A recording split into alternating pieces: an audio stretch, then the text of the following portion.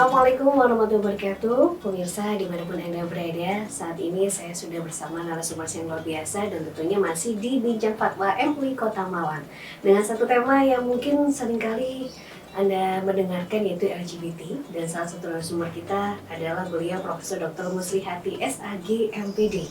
Beliau adalah guru besar dalam bidang ilmu bimbingan dan konseling multibudaya di Fakultas Ilmu Pendidikan Universitas Negeri Malang atau UN kita sebutnya. Kita sapa terlebih dahulu. Assalamualaikum, Bro. Waalaikumsalam. Alhamdulillah akhirnya bertemu, Bro. Iya, alhamdulillah.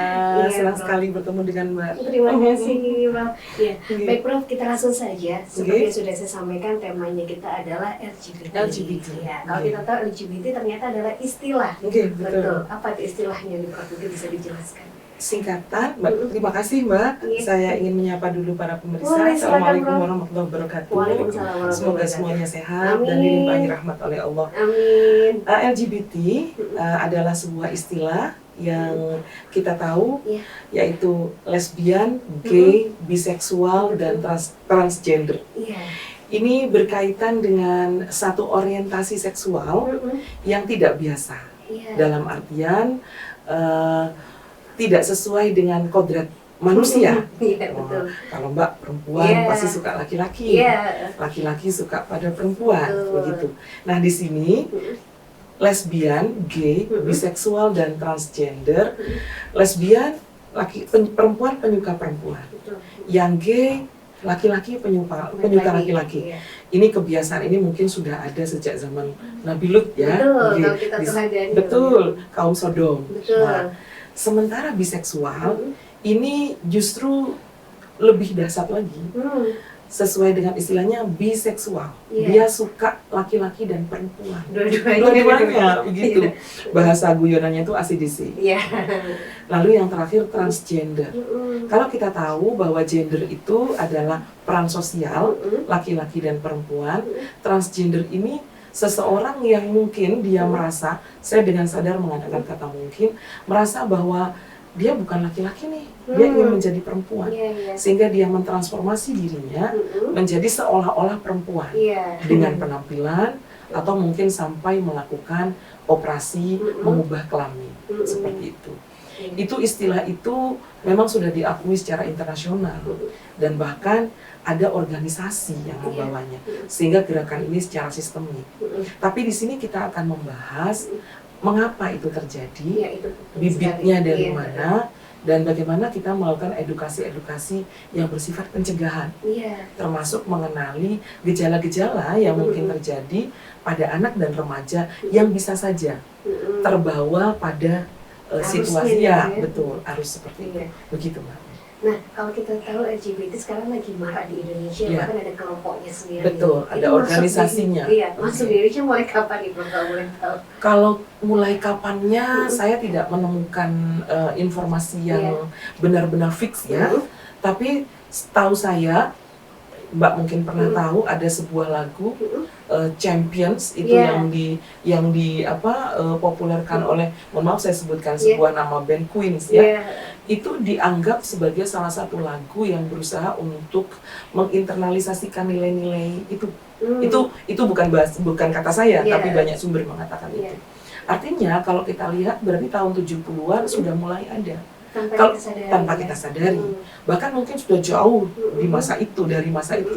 Hanya saja begitu kita masuk ke era 4.0 Iya. di mana internet, sosial media, maka gerakan itu semakin deras dan setiap hari diasuh oleh remaja kita, oleh anak-anak kita, begitu.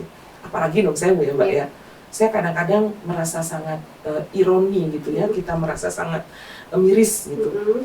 Televisi atau mungkin media hiburan yang kita anggap sebagai ruang yang begitu banyak diakses oleh orang begitu ya, menjadikan peran-peran transgender justru sebagai hiburan, sehingga itu dianggap sebagai cara untuk mencari uang atau mungkin itu guyonan gitu. Padahal bibit-bibitnya itu sudah kita ketahui seiring dengan perkembangan diri seseorang. Kalau dalam psikologi itu kan ada psikologi perkembangan begitu. Dari masa kanak-kanak mungkin belum kelihatan, tapi begitu mulai masuk dalam fase di mana dia masuk ke masa remaja, Dari kanak-kanak mungkin sedikit kelihatan, begitu dia mengalami pubertas, ada hormon seksual yang sudah berkembang, itu bisa mulai kelihatan di mana ini cenderungnya kemana ya, gitu ya. Karena kalau orientasi seksual itu ada 3, Mbak. Ada heteroseksual, ada homoseksual, dan ada biseksual itu tadi. Nah, kemudian yang heteroseksual wajar lah, perempuan suka laki-laki, laki-laki suka perempuan, itu satu yang normal, fitrahnya begitu. Yang homoseksual menjadi gay atau menjadi lesbian, gitu. Yang biseksual itu tadi suka perempuan tapi juga suka laki-laki, seperti itu. Nah, kalau semisal ada yang mengatakan, permulaan dari situ adalah sakit hati, benar nggak sih Prof itu? Sebenarnya kompleks ya, tidak selalu juga sakit hati. Begini, anak tumbuh, dia berkembang karena faktor lingkungan dan pengasuhan.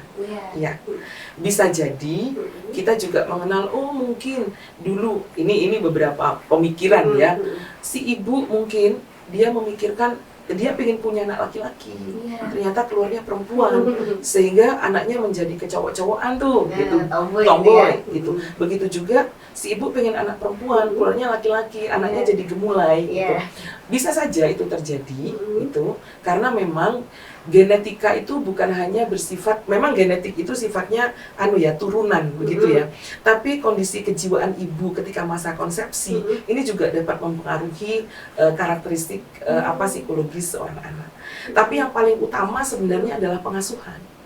Bayangkan kalau misalnya saudara begitu ya, 2 perempuan 1 laki-laki, ada kedekatan, ada kemungkinan si anak itu adalah imitator yang paling hebat, Mbak. Dia bisa meniru apapun yang dia lihat di sekitarnya. Apalagi masih kecil. Betul. Dia melihat kakaknya suka lipstikan, kelihatan cantik. Apalagi suatu ketika, mohon maaf ya, dia mencoba baju si kakak, terus ada orang bilang, kamu kok ayu gitu. Itu reinforcement loh. Mungkin dia kemudian berpikir, jangan-jangan aku perempuan yang terperangkap di tubuh laki-laki. Betul, itu sekali-kali ya. Nah, ini ada satu riset, Mbak, dari mahasiswa saya di S2, itu melakukan riset mengenai bagaimana konsep diri waria. Tumbuhnya seperti apa. Ternyata salah satunya di akhir masa kanak-kanak, itu ketika seseorang diperlakukan itu tadi, kamu cantik ketika dia tampil sebagai perempuan. Apalagi diduga, ini saya katakan diduga sekali lagi, ini disclaimer ya, takutnya nanti banyak netizen yang julid tuh. Dunia hiburan itu bisa memicu terjadinya pemikiran yang identitas mengubah atau terjadi polarisasi identitas gender. Bayangkan kalau misalnya kita di dunia hiburan, kalau cowok kelihatan bening dikit, mungkin dia akan ditampilkan menjadi sosok perempuan, toh. Nah, itu kemudian lama-lama dia berpikir, aku kok cantik juga ya, gitu. Pola pikirnya dia. Betul, pola pikir. Belum lagi kemudian lingkungan, seperti itu. Ini saya tahu ada beberapa organisasi yang ketika di situ laki-laki suka laki-laki, yang saya tahu baru itu ya. Itu kemudian si cowok yang dia dianggap sebagai perempuan merasa nyaman di situ. Nah, kenyamanan, comfortable itu menjadi satu kondisi di mana seseorang bisa berubah pola pikirnya ke arah yang tidak semestinya. Gitu. Menyimpang gitu ya. Betul. Yang lain tadi Mbak mengatakan sakit hati. Betul. Bisa juga. Ini hati-hati dengan pola asuh. Karena saya pernah menangani klien atau konseling lesbi. Jadi saya pernah ketika saya coba untuk diskusi dalam artian melakukan konseling, dia mengatakan bahwa ibu saya selalu curiga kalau saya bermain dengan laki-laki. Akhirnya saya bermain dengan bersama perempuan dan dia lebih nyaman di situ. Seperti itu. Jadi pola asuh atau mungkin juga situasi lingkungan yang membuat dia tidak nyaman, peristiwa yang sangat menyakitkan bisa jadi pemicu. Jadi tidak hanya satu pemicu, ada banyak sekali faktornya. Seperti itu. Nampaknya apa nih, Prof? Yang signifikan sekali. Yang signifikan, jelas. Remaja yang tumbuh dengan identitas seksual yang tidak sesuai dengan kodrat, penerimaan sosial tentu tidak sesuai yang diharapkan. Masyarakat kita masih belum berterima. Jangankan masyarakat timur seperti kita yang masih kental dengan nilai-nilai budaya dan nilai-nilai agama. Saya pernah baca sebuah artikel di mana ada seorang laki-laki, dia sudah menjadi transgender. Dia sudah mengoperasi dan tampilan fisiknya sudah pure perempuan. Dia sudah ganti kelamin. Tapi apa yang terjadi? Dia orang barat, Dia di Eropa tinggalnya. Iya. Suatu ketika dia mengatakan sebuah pernyataan bahwa aku pengen balik lagi Oh, menjadi gitu. laki-laki. Iya. Ternyata masyarakat Heeh. se-liberal Eropa Mm-mm. juga tidak menerima sepenuhnya Hmm. perubahan kodrati seseorang yang tadinya diberikan dunia sebuah jenis kelamin tertentu berubah. Seperti itu. Lagi-lagi. Ya, Oke. artinya ya yang terjadi tentu kaitannya tadi mungkin ya hubungan sosial juga akan terganggu, kehidupan pribadi tentu kesehatan mentalnya juga terganggu. Iya. Belum lagi kalau Terpojokan ya ini ya. bukan wilayah saya, bukan bidang Iya, saya iya. cuma nyempil sedikit aja. Belum lagi hubungannya dengan Tuhan tentunya. Iya. Gitu. Tapi saya tidak akan membahas panjang ini. Wilayah Betul. saya adalah wilayah psikologi Oke. perkembangan ini. LGBT itu Ya. resiko tadi mungkin dari sosialnya. Betul. Kalau dari kesehatan sendiri ada nggak nih? Oke, itu sesuatu yang sangat penting Mm-mm. dan itu harus diedukasikan kepada anak-anak kita. Iya. Karena di Malang ini khususnya ini menjadi salah satu kota yang diduga diindikasi jumlah remaja yang terpapar HIV atau HIV itu cukup tinggi, Oh. cukup mengkhawatirkan. Artinya gini, sesuai dengan berbagai sumber referensi yang saya tahu, saya bukan pakar kesehatan, virus HIV atau HIV itu proses inkubasinya 5-10 tahun.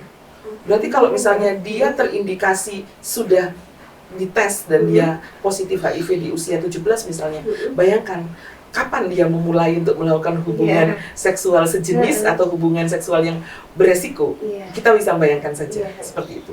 Itu yang terjadi pada banyak remaja laki-laki tentunya, seperti itu.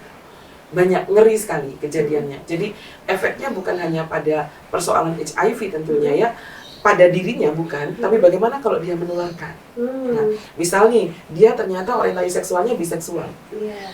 Istrinya baik-baik, solehah, gitu ya. Ternyata suaminya seperti itu, dia tertular dong. Iya. Nah, resikonya luar biasa. Betapa penyakit yang belum ada obatnya ini akan mengancam banyak orang yang tidak berdosa, gitu. Oleh karena itu maka LGBT ini di samping dia akan mengganggu tentu stabilitas sosial budaya, begitu ya, juga beresiko kepada kesehatan. Ini menjadi satu poin penting yang harus kita jadikan sebagai satu materi edukasi. Kita sadarkan ketika laki-laki kodratnya laki-laki, syukurilah sebagai laki-laki. Ketika perempuan kodratnya perempuan, syukurilah kita sebagai perempuan. Dan hiduplah dengan orientasi seksual yang sudah menjadi kodratnya, Gitu ya. dan jauhi, ini kan sebenarnya sudah dilarang agama gitu ya. Setiap yang dilarang agama pasti ada mudorotnya dan luar biasa. Sehingga jauhilah hal itu supaya hidupnya menjadi sejahtera, bahagia, dan bisa mencapai kesuksesan. Gitu kira-kira. Iya. Ini yang mungkin ada salah satu yang dari tadi saya tanda tanya. Iya. Dalam ilmu psikologi, jika sudah tercebur di LGBT, bagaimana penanganannya? Oke. Kebetulan tahun lalu saya riset dengan mahasiswa. Sebenarnya saya hanya membimbing saja.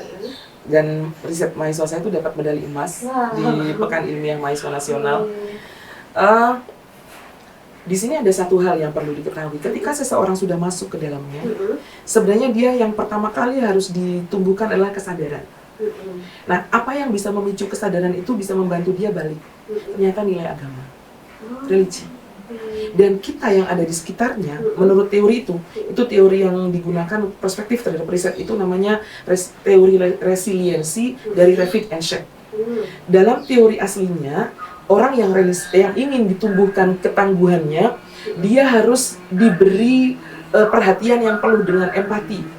Tapi pada orang-orang yang terjebak pada orientasi LGBT, kita malah nggak boleh empati. Karena kalau kita empati berarti kan dia merasa nyaman. Nah, terlindungi. Betul, terlindungi. Menurut temuan ini, empati pada orang-orang yang terjebak pada orientasi LGBT itu justru akan akan merusak begitu ya usaha dia untuk kembali kepada kodratnya. Malah gitu ya. Betul, Berarti betul. harus keras gitu. Ya, asertif tepatnya. Ya, keras dalam artian tegas, bukan keras memusuhi, begitu. Kita tetap menyampaikan bahwa kamu dalam proses perkembangan, tapi ada satu kodrat yang harus disyukuri, begitu. Tapi prosesnya tentu tidak semudah itu, gitu, seperti itu. Baik dok, sebelum saya tutup untuk bincang kita kali ini, Ya. apa yang perlu disampaikan untuk penonton yang ada di rumah? Baik, terima kasih. LGBT ini adalah sebuah fenomena, bukan hanya nasional tapi internasional. Iya. Tentu kita tidak menyukai LGBT ini yang pertama karena memang dilarang oleh agama, oleh di Al-Quran jelas. Bahkan kaum Sodom itu dilaknat oleh Allah. Apa yang dilarang oleh Allah tentu harus kita edukasikan. Karena ketika kita melakukan yang dilarang Allah, berarti kita menantang kepada pencipta wujud yang sehebat-hebatnya. Begitu. Karena itu maka kita perlu pertama mengedukasikan kepada anak-anak kita untuk mensyukuri kodrat yang telah dia anugerah yang diterima oleh Allah, dari Allah. Yang kedua, kita perlu mengedukasi kepada orang tua supaya mendampingi proses perkembangan anak sehingga dia tumbuh menjadi pribadi sesuai dengan kodratnya. Gitu. Nah, yang ketiga, ini menjadi sebuah kewajiban kita bersama sehingga perlu ada collective awareness, kesadaran bersama untuk saling mengedukasi dan saling berikan perhatian. Jika ada yang sudah kadung masuk dalam lingkaran itu, perlu ada lingkungan edukatif yang mensupport begitu dan sekaligus membantu dia untuk kembali. Tentu dengan cara step by step yang edukatif dan suportif. Baik, itu yang bisa saya terima kasih, sampaikan. Prof. Sangat luar biasa sekali untuk Bincang Fatwa MUI kali ini. Dan tentunya kita akan bertemu lagi dalam tema-tema yang berikutnya dan juga narasumber yang sangat luar biasa. Terima kasih atas perhatiannya. Saya Ines Sarah dan juga Profesor Muslihati undur diri dari Bincang MUI kali ini. Wassalamualaikum warahmatullahi wabarakatuh.